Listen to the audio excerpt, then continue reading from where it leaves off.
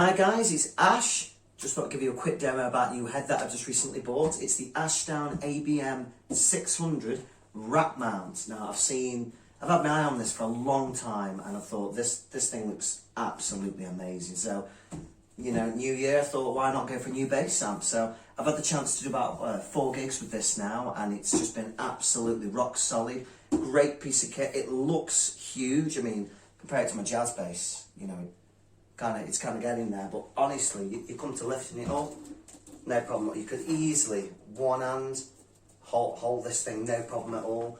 I think we are getting to a point now, you know, we've got such great bass heads out there that it does put you off, but, do you know, I mean, and the cab as well, you can lift the cab, I won't go there, but you can lift the cab up really well. I can, both hands, and probably one trip to the car, you know, you can move all this, but anyway, enough yapping. I'm going to go straight into the review of this. So, you're greeted with the power button at the back. Kick straight in and you're greeted with these beautiful dual VU meters at the front, which, I'll be honest with you, I think it's a fantastic look. I loved the older ABMs, I think they're fantastic. But I think that's a really, really sweet look. I mean, where do we start on this? You've got your input. You've got your push-pull here for passive and active for whatever bass you want to use. Today I'm going to be using USA Fender Jazz Bass, so just to give it that little bit to, you know, some classic tones you can get out of this thing. Straight into the flatten shape, you know, that's obviously going to give you your EQ curve there. It's going to kind of boost everything there. The valve drive, which is something I've had a chance to use when I've been gigging. It's not a drive in the sense of a distortion pedal. It just isn't, you know, you're going to need something in front of it to really push it, like an overdrive or another preamp pedal, but I've been using it in a way that it has just given it that, it just makes it sound like that really nice, slightly driven valve amp, but, you know, if you're going to be buying it thinking it's a distortion, it absolutely isn't, but it does bring out some really nice harmonics in the playing, and I'll show you that in a second. You're going over to the EQ, in or out. It sounds great flat. So if you want something really cool to put, you know, if you've got like a dark glass pedal or, you know, any sort of preamp into this, it will just take it beautifully. It'll sound absolutely fantastic. So, and that's out, and then you can push your EQ in, which gives you the Ashdown EQ, which I think is a really, you know, I've heard it described as a very musical EQ. Absolutely is. Going straight into the sub-harmonics, which, you know, I've used octave pedals live, and, you know, I mean, we run into a sub, you know, so, you know, you are going to get that effect out of it, but this tracks really, really well. It's not, you know, it's a one-knob wonder, you go straight into it, and it just, you know, especially when you get to your higher notes, really does help thicken things out. But even on the low notes, it really does track really, really well. Think of some like pop tracks like, you know, Uptown Funk, if you're in a covers band, you know what I'm saying, Blame It on the Boogie. You know, it's really going to stand out there. Let's have a look what else we've got down here. Obviously you've got your EQ there. You've got your bass, middle and treble. Your bass sliders here. Mute on there, hang on. Oh, it's got a mute switch as well, which I just think comes out this beautiful blue shade here, which is great. Going straight into your EQ slider, so you've got 100 Hz, 180 Hz and 340 Hz. I do find the 100 Hz is great for warming things up. Realistically, you know, it's dependent on the room that you're in. It is going to be really, really pronounced there. So that's the first slider I would go to dropping, to be honest with you. And then I kind of curve it just a little bit, but obviously the low mids on this amp are really, really nice. And then you go into your higher frequencies, you know, you've got then going into 1.3K, 2.6K and 5K, well 5 Hertz, which is, you know, again, the 5, it's really, if you really want to, you know, pop it. I mean, this cab that I'm using today is an RM 210 cab, Ashdown again, it's fantastic. And on the back, that's got some switch here for the HF control, which gives you, obviously for your tweeter, so you've got your high, you can have it off in the middle or low. I'll flick through all of them so you can really hear the punch of this really. And then obviously going into the input. Now this is a loud amp, there is no denying it. For the size and the weight of it, it is just a powerhouse. Obviously, you know, tech heads out there, this is an 8 ohm cab, so I'm probably getting about 300 watts out of it, but it is a loud 300 watts. We get very confused with, especially since Class D, you think of, you know, 300 watts Class D versus 300 watts, you know, solid state. There is always that toss-up. I'm not going to start any arguments out there, but in my personal experience, to me, this feels more continuous. It just feels like a real thick 300 watts that you're going to get out of this. But of course it's, you know, another input, and if I load another cab into this, I'll get the full 600 watts out of this. So going straight into it, let's just unmute it. Dead easy. Oof, loud as anything. So I'm just going to start this demo here straight on the bridge pickup, going into it, trying to keep it flat on the bass just so you can hear it. So this is obviously the jazz bass.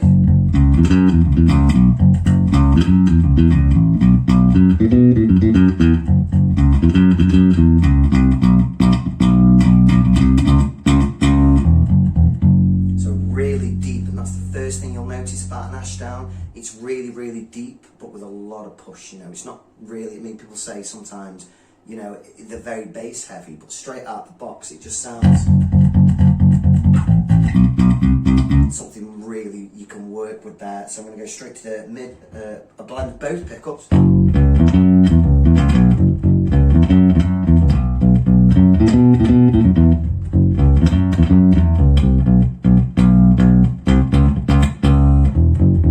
I've got a plaque on me, but if I go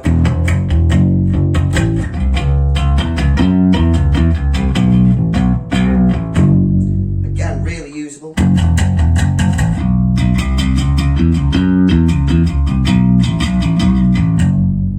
Go straight into the net pickup, you know, you go and feel like it.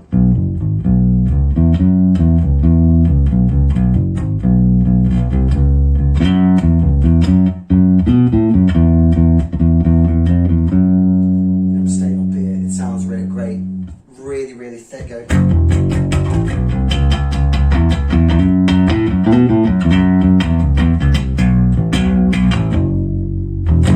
Again, really, really usable, you know, straight into it, obviously with the cab, put the tweeter in.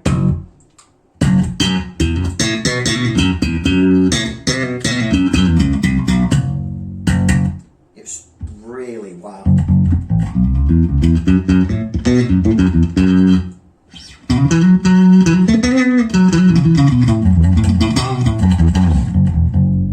In the middle.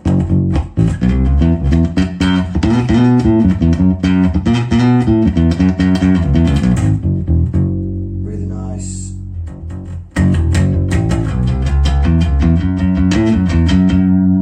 Straight into the neck.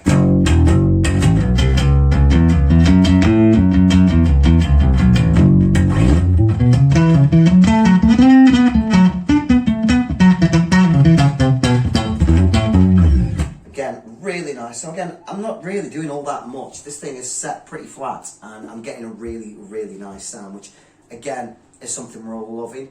The bass players out there will probably see what they'll be looking for is the fans. I mean, not really that loud at all, to be honest with you. I noticed when I first turned this on that I wasn't getting a really loud sound out of the fans at all. It was just really, just alright, do you know what I mean? Like really, so like a laptop, that's the only way I can describe it. It's got two fans in the back, keeping it nice and cool.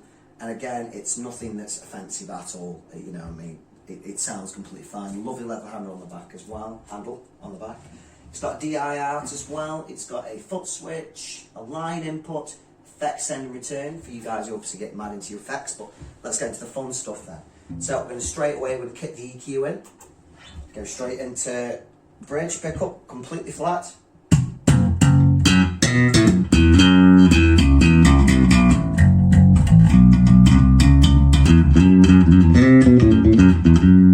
Middle.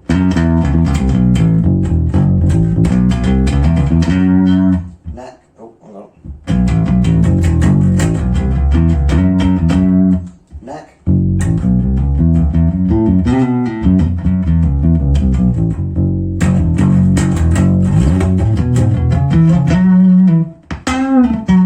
And let's just have a piddle about with these the slides we've got going on down here. So we're going to go 100 hertz. Don't boost that too much. Bring it down. Back to normal. Again, we're going for the 180. You can hear that filter there, can't you? 340.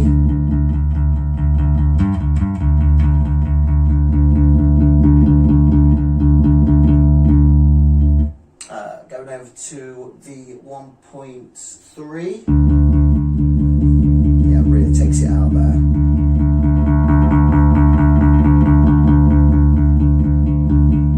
Really powerful, these sliders are. Going into 240, no, sorry, 2.6, sorry, 2.6.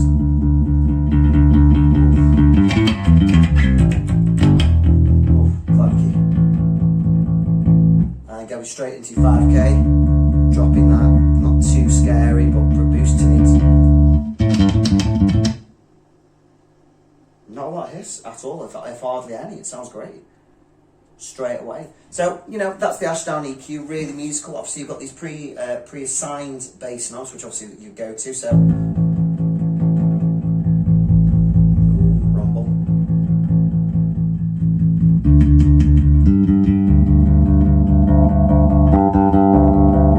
Really nice sound there.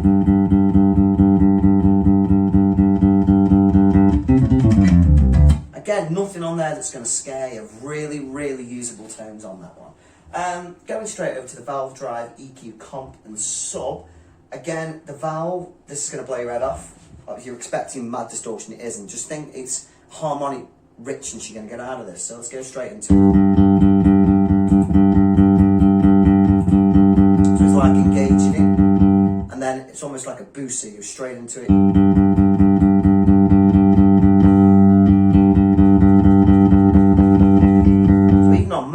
There's no distortion, but it really just gives it a really usable grit.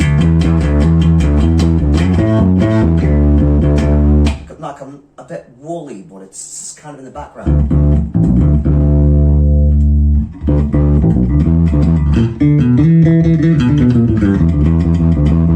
Really usable. You know, you're in the middle of playing, you know,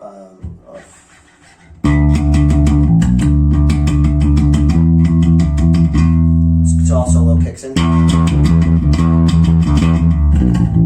Now you can get more out of this if you push the input, I've noticed. You know, I've noticed a lot of people have been doing this with the preamps. So push the input there, just kick the valves in then. Drop the input a tiny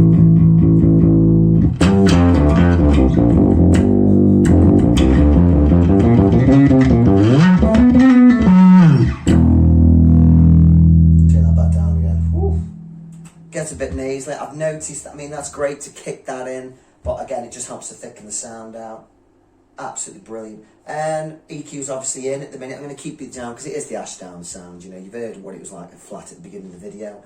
The comp is a bit of a, I've never used a comp quite like this before. It's very musical, very usable, and it levels the sound out, but it does keep a lot of the peaks. I mean, I've listened to it. Instantly the volume drops, but then once you turn it back up, get your volume back, and it really does.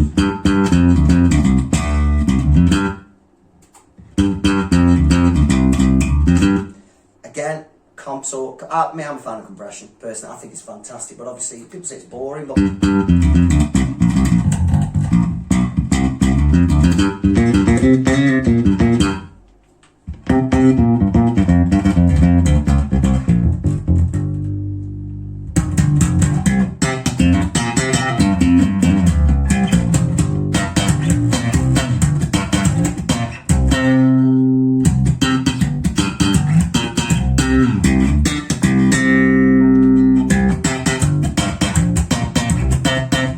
again, really cool. Another cool effect. I mean, this is the thing that I love, and it's subharmonic. So this thing is absolutely awesome. It's basically, I can't play the bass line, can I? So if we go straight away into that, completely off, quarter of the way up, move to half.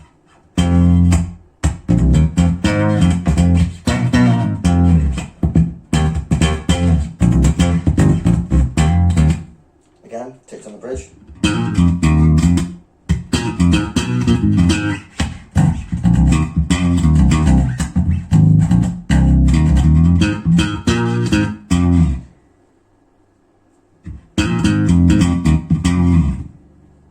Now full on.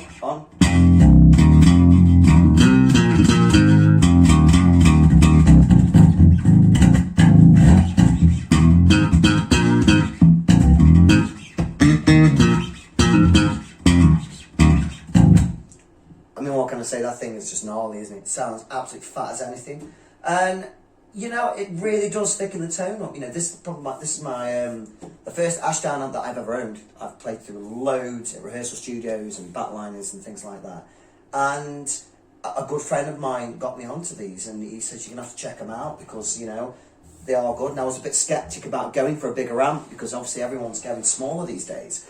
And I couldn't be happier. I mean, it's made in the UK. It's just built solid. It's not that heavy for it's so easy to carry these things. Do you know what I mean? I could, when I was doing the gigs at the weekend, you know, I managed to carry both of these completely fine, and it sounds absolutely, you know, fantastic. I think what I will do, I have got a Zoom B3 on the floor here, and I think what I'm better doing is just trying out just some. Just put some effects through, some external effects into it. There we go. This is like my live setup that I would use. I'm very simple, you know, I get told off by a lot of bass players, but I've just got a Zoom B3N I'm rocking at the minute. Again, does everything I need for a covers band, kick that straight in. A bit of distortion.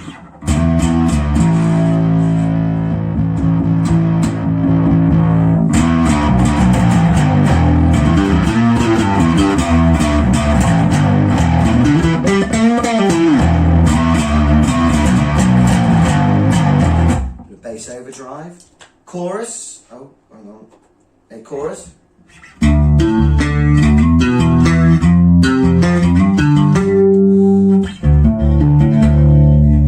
Let's have it in the middle.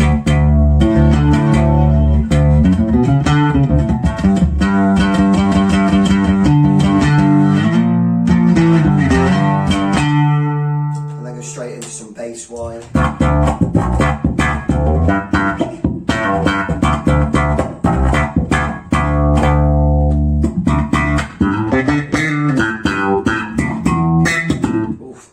There.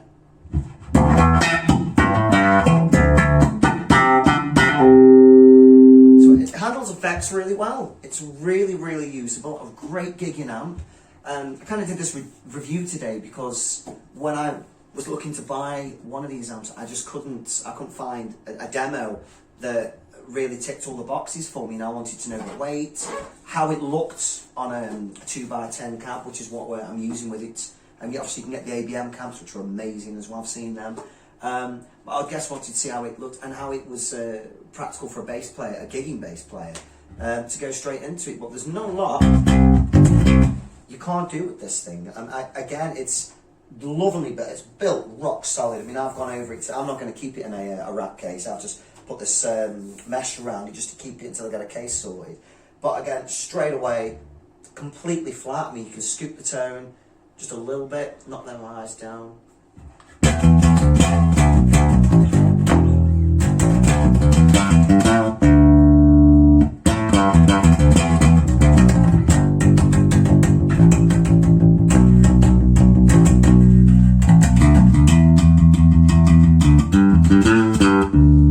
Thicken it up just all that way, put it back to 12 again.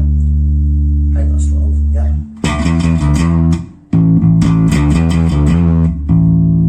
Drive in.